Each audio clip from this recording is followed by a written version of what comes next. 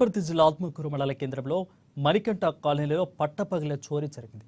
మణికంఠ కాలనీకి చెందిన సహదేవ్ జయమ్మ దంపతులు ఇంటికి తాళం వేసి పొలం పనులకు వెళ్లారు. ఇక గుర్తు తెలియని వ్యక్తులు ఇంటి తాళం పగలగొట్టి లోపలికి చొరబడ్డారు.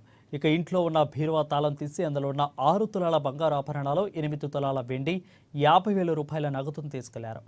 మధ్యాహ్నం ఇంటికి వచ్చి చూడగా దొంగతనం జరిగినట్లు గుర్తించారు. ఇక ఈ విషయమై ఇంటి యజమాని పోలీసులకు ఫిర్యాదు చేశారు.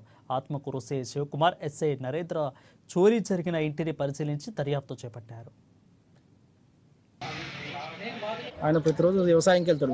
ఉదయం పొద్దున్నే 10 గంటలకు పోతారు, సాయంత్రం 6 గంటలకు అట్లా వస్తారు.